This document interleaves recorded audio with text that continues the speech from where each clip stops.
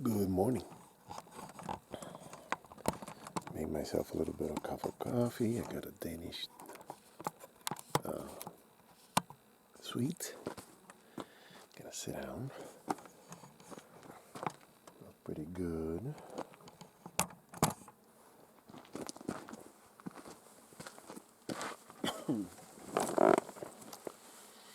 And I had a terrible night's sleep. Why? Because even though I checked the tire, let me see. I put all the squares. There's one under the other buried to get the truck level.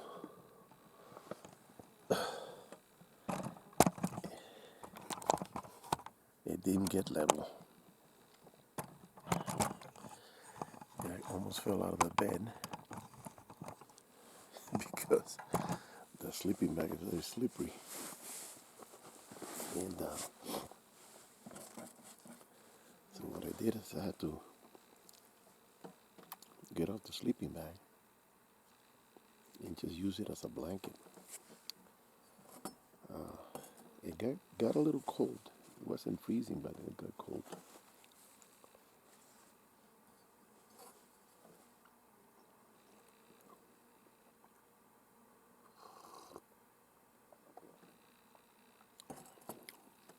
Beautiful view here.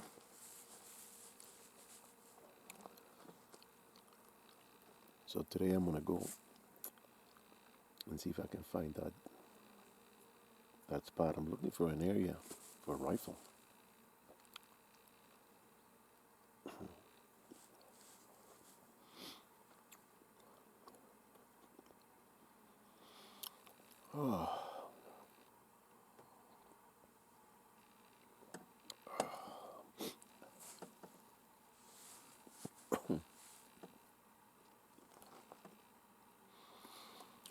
Oh man,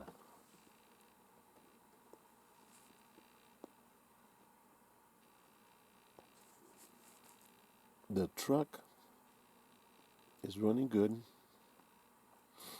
I have to do another test, drive it without pulling the trailer, see what kind of mileage. Because right now I'm getting close to 12. The trailer is not really that heavy, but it's air resistance. We'll see.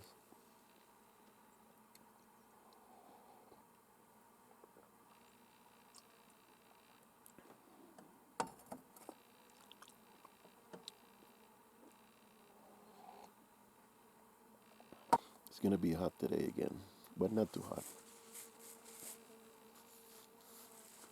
I hear these flies flying around.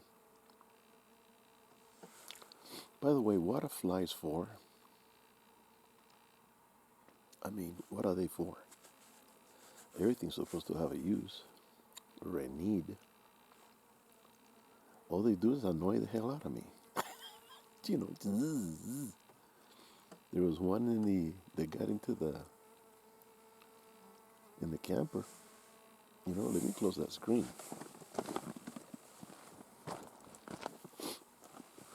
They got into the camper and it started bouncing around. It wanted to get out, and I tried to grab it. It was a big one.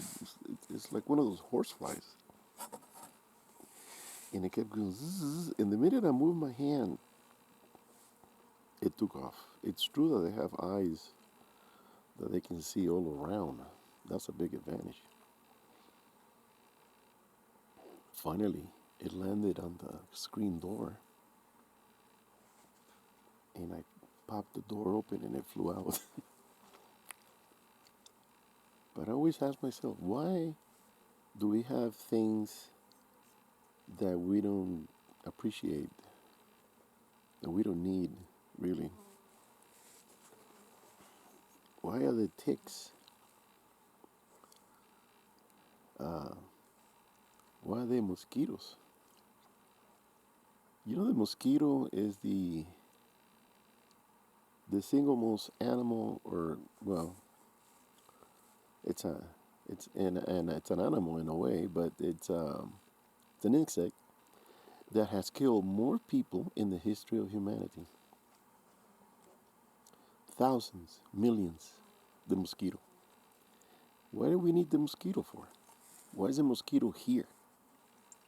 What was the purpose of the creation of the mosquito if there was a creation for the mosquito? Those are questions that nobody can answer.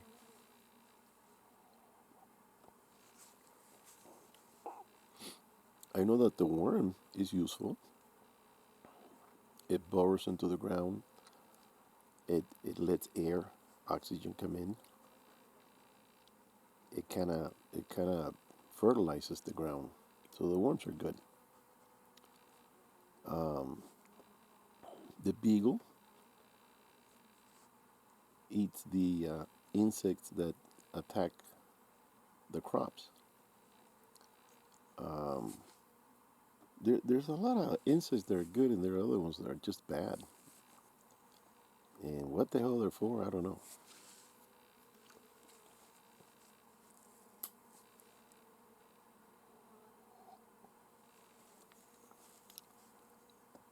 Well, I'm gonna stick around here. It's about 8 o'clock now. Stick around for about an hour. I'm gonna take another look up here. It's pretty clear. I can't see. I don't see anything moving, grazing. Something tells me this is gonna be a lousy season.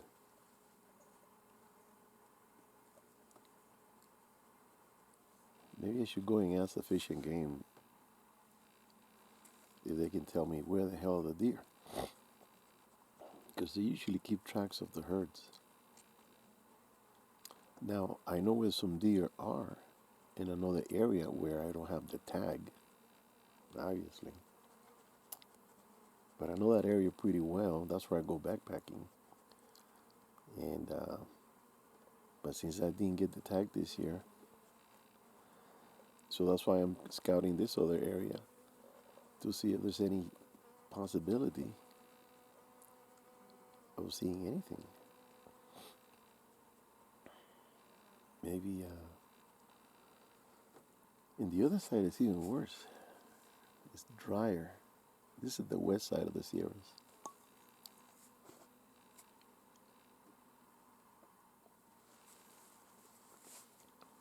So I don't know. So instead of going higher, I'm gonna start going lower, and I'm gonna check out a meadow where it used to be soggy all the time. If that meadow is dry, then the whole mountain range is, this area here is, it's screwed.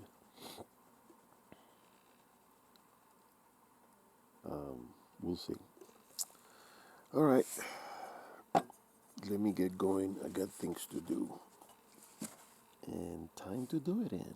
Yes. Well, this is my new area.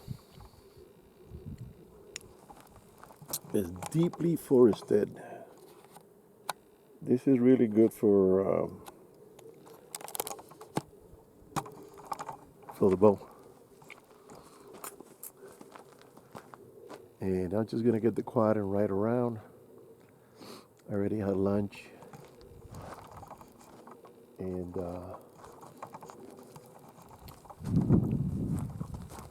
I've been checking the truck. These things come loose.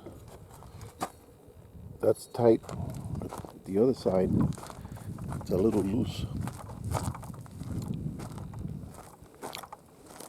When I was driving in here, a guy was driving out, so it spoiled the quietness. That's loose. I gotta tighten that. These are tight. That's a little loose. So, oh, if I can. I went to a friend of mine's cabin. I had to go down a little bit. He wasn't there, and adjacent to his property, a couple of blocks down, there's a campground. So I went in there, and there was a bunch of dirt bikers.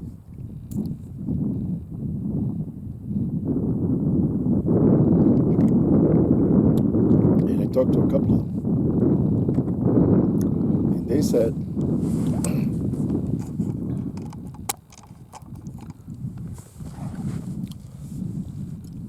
I asked them, did you see any streams with water?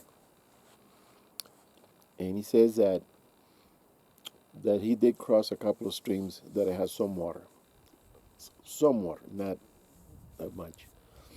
Um, the area just got a rainstorm that it gave it a good soaking. That's why everything is not that dry. But it is not a, I don't know how long it lasts, hours or minutes. But anyways, and he said he did see some deer. Basically those. You're not gonna see a buck when you're making noise with your dirt bike. Now, these mountains have miles and miles and miles of dirt bike trails. I mean, everywhere. They crisscross. They cross the road. They go deep in.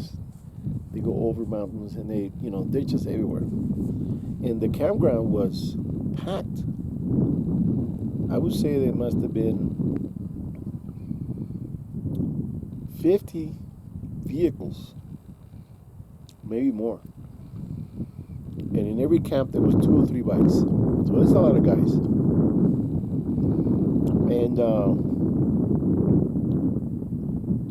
being that the mountains have so many dirt trails for them, and they have none for the quads, there's only 2, and they're short.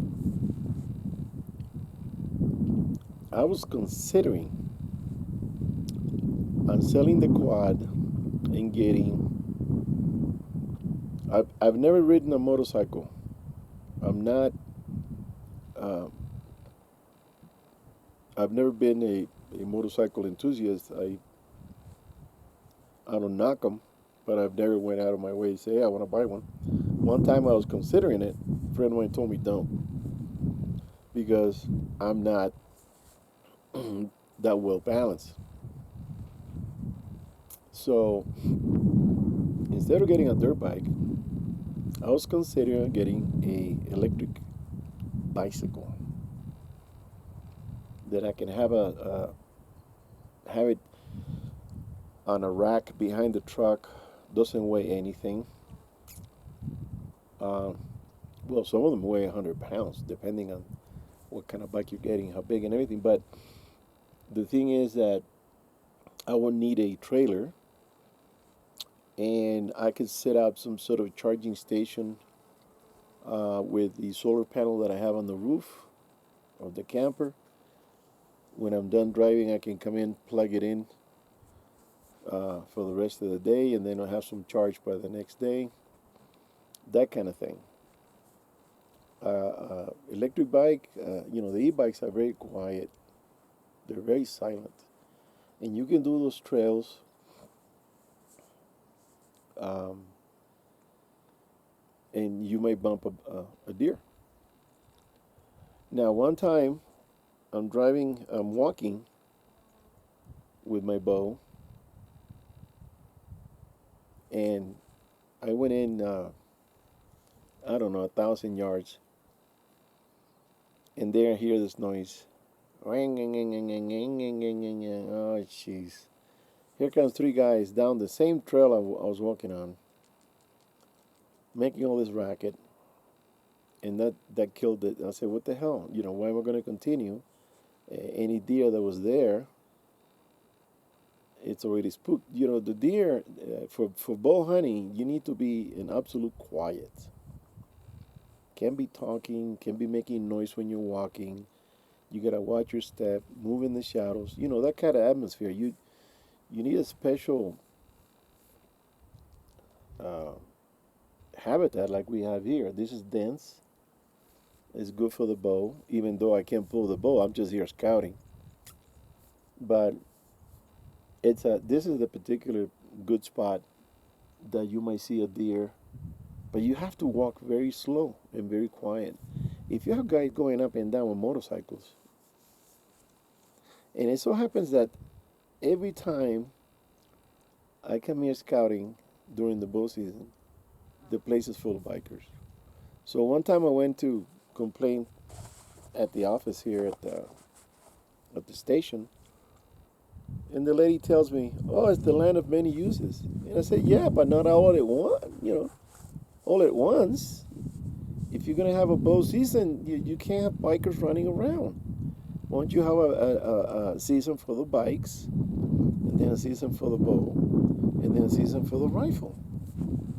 Now, during the rifle, you don't see those guys. Why? They're afraid of getting shot. I heard of a case a long time ago that some guy went and he was yin yin yin doing his thing, and apparently there was a guy aiming at a deer. The deer got spooked and took off, and I heard that the dude turned around and just shot the bike. Boom! I don't know where he hit it, but it broke it. The guy had to walk back, and that was a long ways back in there. That happened, I don't know, I heard 30 years, 40 years ago. But things like that happen. So during the rifle season, you don't hear bikers running around because they know they're playing with fire. You're going to have some nut getting pissed that he's almost getting ready to shoot a trophy, and here comes this a-hole making noise with a quad or not a quad, a bike. So I'm thinking of getting an electric bike for the simple reason that I can't walk that far, and it it it uh, it allows me to go places where I can't. I'm really considering it. Um, the bike, I can still keep it if I want to go in the desert and take my woman with me and drive around. It's a tandem, so she can sit in the rear, or she wants to drive. She's driving it with me in the back there. So it's a good little quad. It's a tank. I mean, I drove it yesterday, and it's a beast. It did pretty good going up that trail. So that's what I'm kind of bouncing around. Um, right now, I'm gonna unload it and just go down here. I don't know. I want to see if there's any streams or anything because I've never been back in there. This area is huge. It's got roads everywhere, and I've never been to all of them. That's my goal, to go to all of them. But I can't do it with the truck. The truck is bigger now. I don't want to scratch it up, and it's not as limber as the old blue, Mr. Blanco. That's what I'm calling it now. Since you guys never gave me a name, I asked for a name, so I'm gonna call it Mr. Blanco or just Blanco, Big Blanco. There you go, Big Blanco, B&B. Uh, it's not easy to turn around like where I camped yesterday. This morning, when I was leaving, I couldn't make a full turn. I had to pull forward and back up, pull forward and back up. And I'm going, man, I got 80 feet around here. What's wrong? With the trailer behind me. So that's another issue. I gotta be careful where I drive into because if there's no way to turn around, I'm in trouble. I knew this little spot was here. That's why I pulled in here, and I can turn it around. Even if I have to disconnect it, and turn it by hand with the empty, empty of course, and then hook it up, load it up again. There are different things you could do. So now for the rifle, this here is perfect for the 308 lever. Perfect. I mean the what is it? 50 yards is the max. So the other area was in yesterday looking around. It's open, it's wide, and the shots are above and beyond 600-700 yards. Um, and it's way down steep. I still gotta keep looking. This is a good area, but the bad thing about it is that it's now too dense. So you're never gonna see anything. They're gonna hear you before you can see them. There's the bikes. You hear that?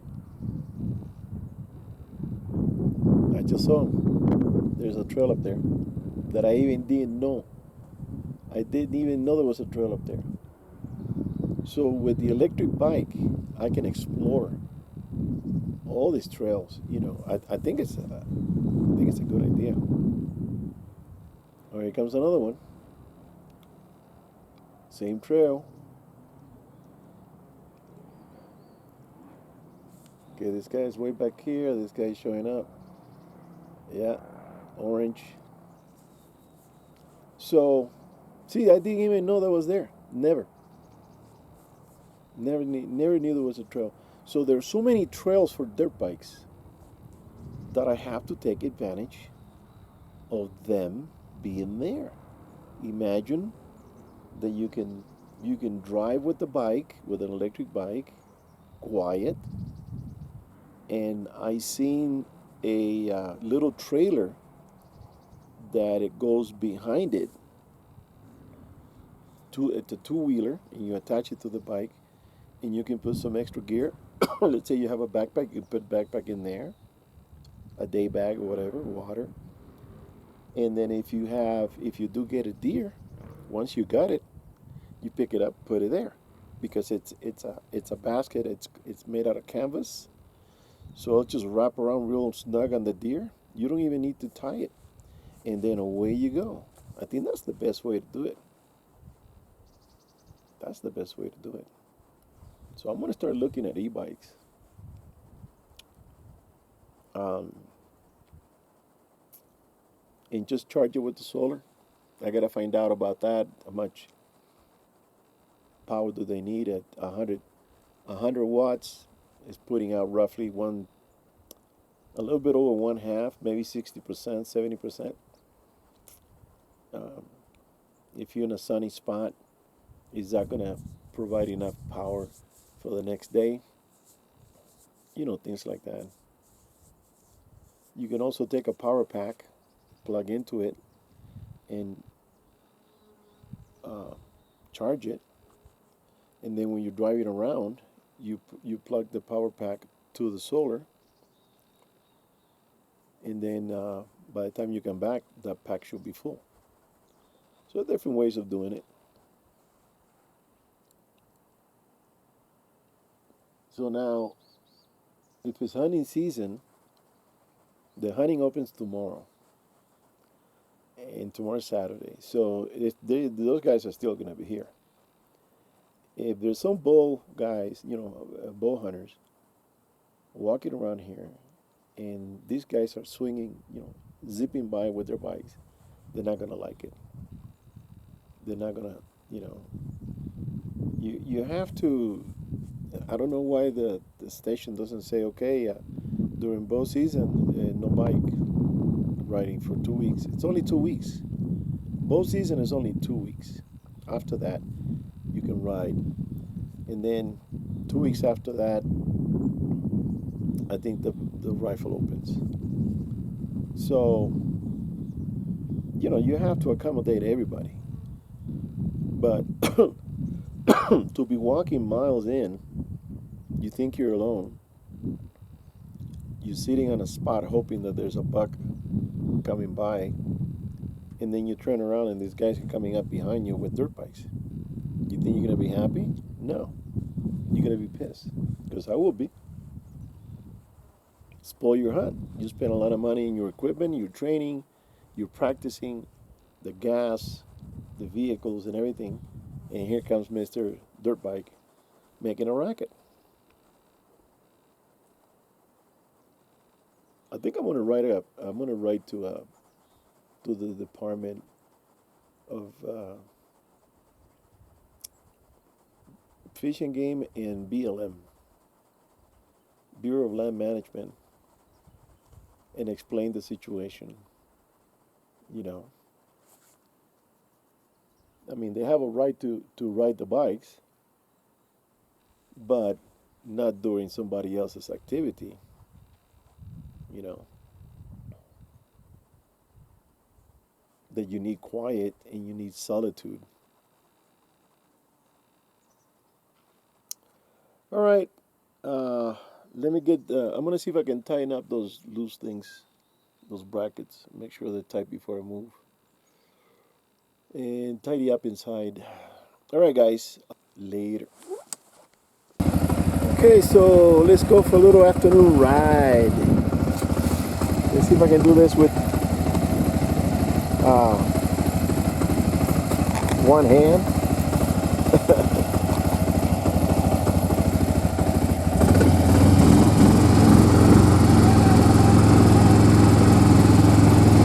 Yeah, it's a smooth road.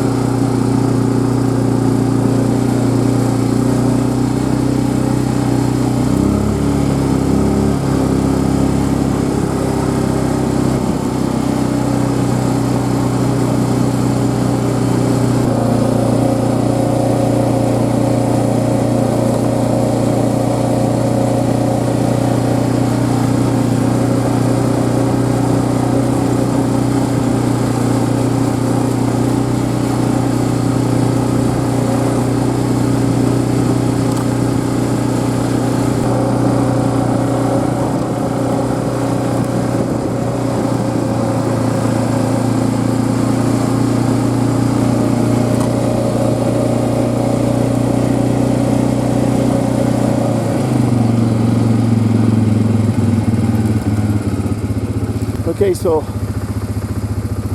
I don't know if you noticed, the bike when it speeded up more, like I have more power.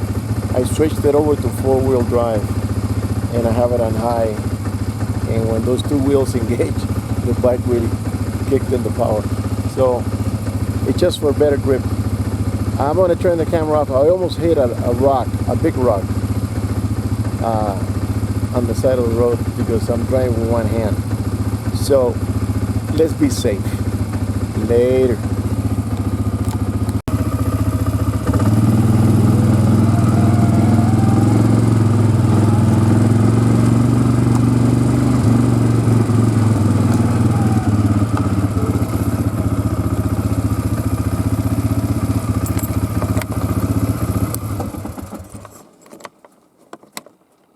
So this here,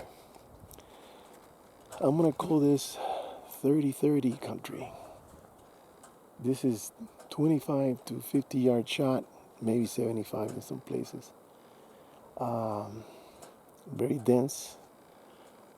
And there was an area back there that was open. I'm gonna video that on the way back. It looks pretty good. But there was also a lot of traffic coming back in here, so that's a lot of people checking it out. There's a lot of people scouting, like me.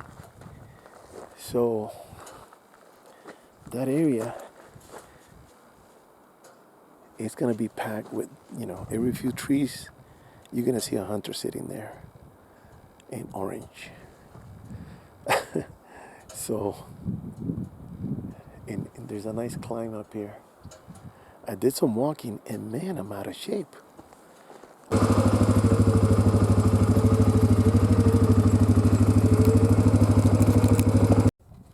Okay, here's another area that I'm investigating. And the trees are breaking off. There's a bunch of dead trees here. And let me zoom in on this one. Let's see if the beagle had nothing to do with it. I can't tell on the camera, but I see little holes right there in the center. Right there next to that little branch. There's a bunch of little holes going up and down. So the tree beagle is the one that's killing all these trees. And being there's not enough water to go around because there's so many trees. I think I mentioned in one of my videos that there was a survey, a forestry survey, and there's this arborist guy that he knows about the forest and the trees, and he said that the normal amount of trees per acre should be 80 trees. That gives enough water for the trees to survive. But now they're having 400 trees per acre. Now, if you start looking at these trees, I mean, it looks like they're dry from the top down. That means that they're sick. There's a big nest up there. It looks like they're sick and there's not enough water because there are too many trees drinking from the same area. That's my theory. The trees, being there's not enough water, that if you don't have enough water to create sap, the tree beagle comes in and just kills it. So one thing leads to another. No water, too many trees, beagle. And that's what's going on in this area. So back there, they look healthy to me. All right, I'm going to keep going. This road goes down and around. I should have brought my map. All right, later. Okay, so here's another spot. It's got a meadow on my left. Very dense, very nice. And let's take a little drive.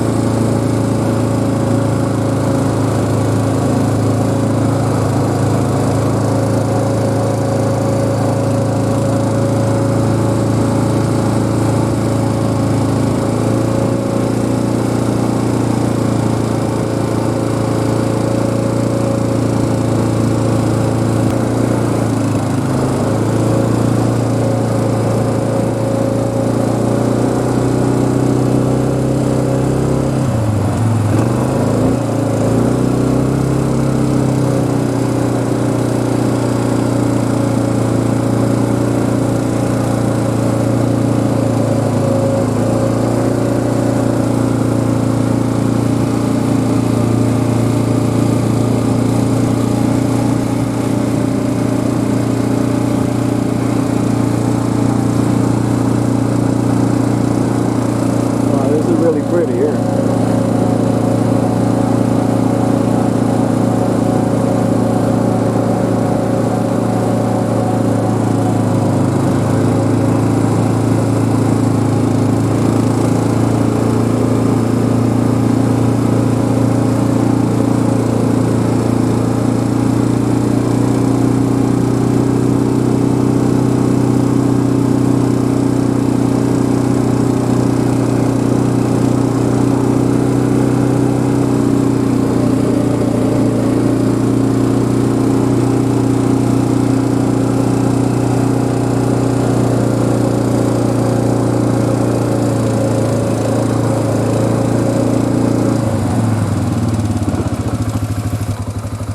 It looks like it's going up and over to the other side of the mountain, and I don't want to. Oh, listen to that fan. It's hot. Let me cool it off.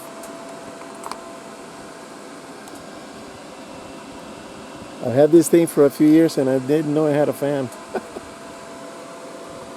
So yeah, I'm gonna turn around up here and go back down. I like that meadow.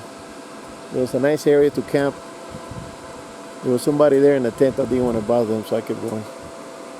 So now I know. I always wanted to come down here, and one time me and a friend of mine we tried to get down to this place, and we made a wrong turn. You know, it was 2 o'clock in the morning, and we didn't know exactly how to get back here. And we made a wrong turn, and we ended up in a dead end, and we were so tired. You know, it was a Friday, right after work, and we took off as soon as we got out of work, and it took us about 6 hours. And when we got here, we're just dead tired, so we just camped at night, set up the tent, and slept. And then the next morning, get up. You know, actually like 3 hours later, at 5 o'clock or so, we had to get up already and pick a spot. And it was super cold. It was colder than, really, really cold. So never made it back in this spot. Now I can check that off my bucket list. All right. Yeah, everything here looks basically the same. It's not exactly what I was hoping for. I was hoping more open area, like my other areas that I like. Because here you can't see much. I mean, if a deer comes this way, you're lucky, So you're hunting in a bowl. I met a guy about 5 years ago, and he caught a deer, and I asked him, and he said he was driving on this road, and the deer was sitting down the hill, looking away, looking down, and he had a couple of does. So the does saw him, but the buck didn't really reacted. The guy, he was an old man already. Guy got out, got his gun, and took a shot and killed him, and brought him up to the road. And I call that lucky, because to find a deer sitting by the road, 50 yards, he said it was. That's, if you're gonna bet on that all the time, you're gonna lose for sure. So you need to have better odds, better viewing, far that you can see if there's anything. Then you can approach it. You can work, come up with a plan. Okay, I'm gonna go on the flanks, or I'm gonna run the back, or whatever. But over here, basically the tactic is to sit on a rock or a stump and just wait, and you're gonna wait all day. If there's not enough hunters to push them, you're not gonna have any deer running in front of you or behind you, for that matter. All right, I'm gonna turn around. The trip back is the same, so I'm not gonna video. All right, see you later.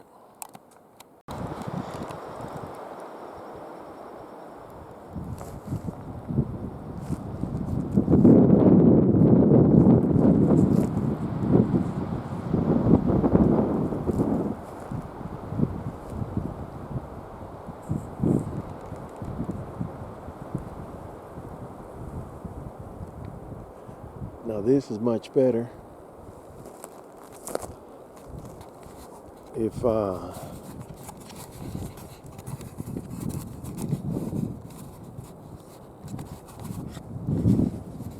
the deer behave the way you want them to behave, you expect them to be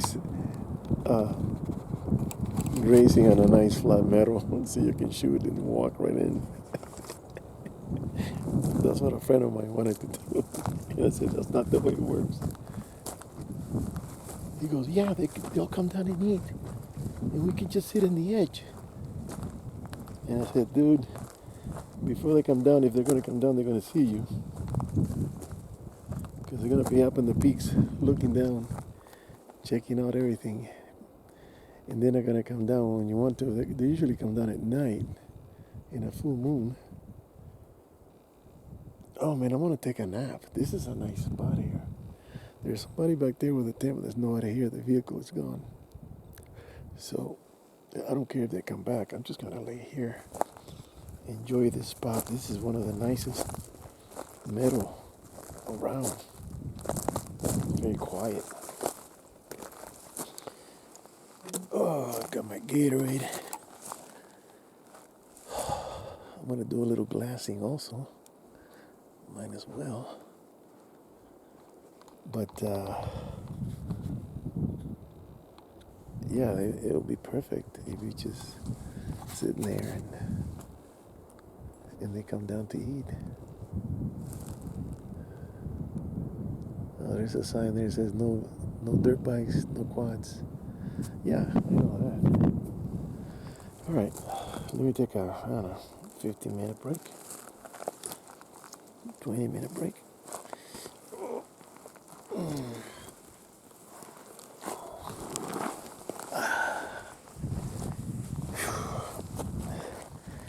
I've been so busy with home projects and property and doing the patio and the front yard and then the vehicles and then Jesus Christ. That this for me is a vacation. I'm taking a little, and I'm giving my wife a break also. She doesn't have to see me every day.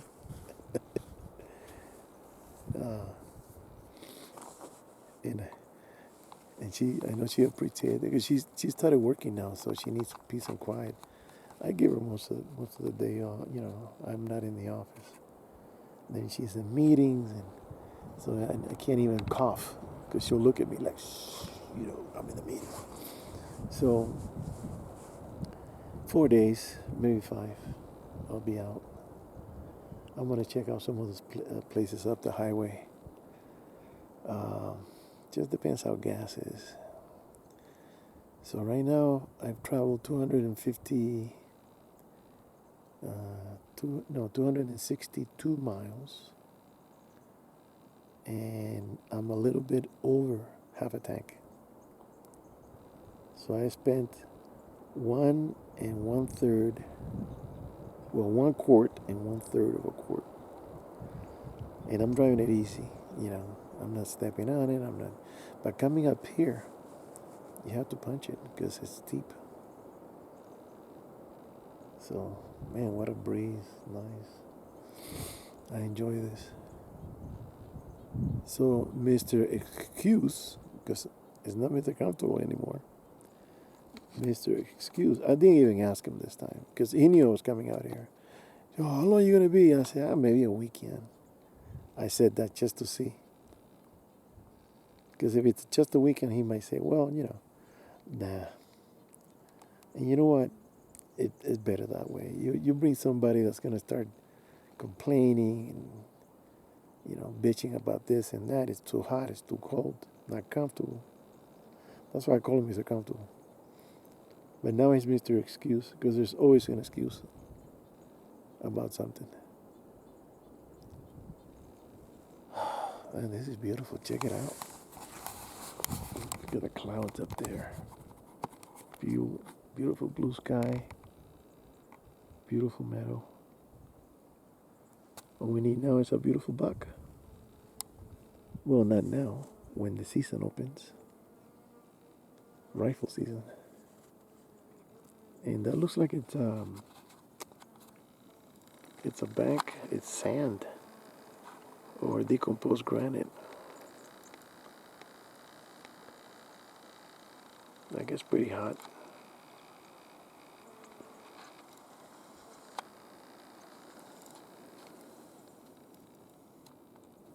Well, there's nothing like the valley I go to. That place has got everything. It's got water. It's got big meadows. It's got open areas. You can sit on a hillside and glance, and you can see the deer. There's a spot I go to that uh, this thing is on Zoom. There's a spot I go to that I sit, and there's a hill, a mountain on the opposite side, and I take out my spotter.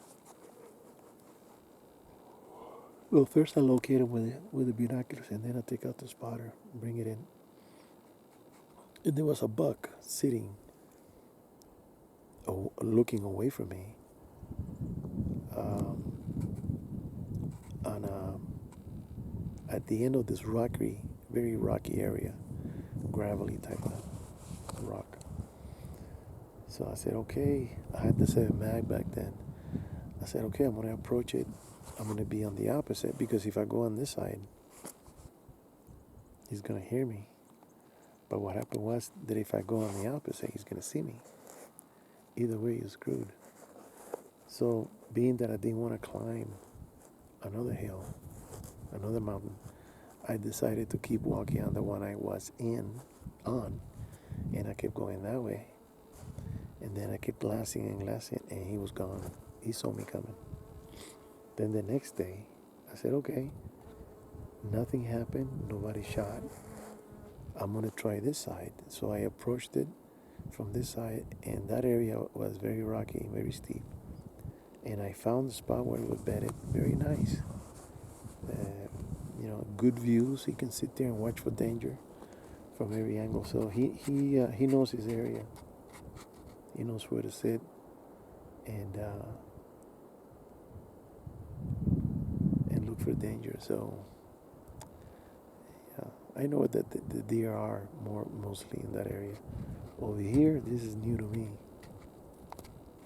This is another area I've never been. I thought the road would go around the meadow, but it doesn't. It goes that way and then it goes to the right and then loops over that mountain and probably going over the other side. So I don't want to make that long trip. I only got a quarter tank of gas on the bike. I don't know what the mileage is on those bikes. I think it gets me 20 or 30 per gallon. So I got enough to pot around here. Alright guys, I'm going to sit and enjoy the view and take a nap.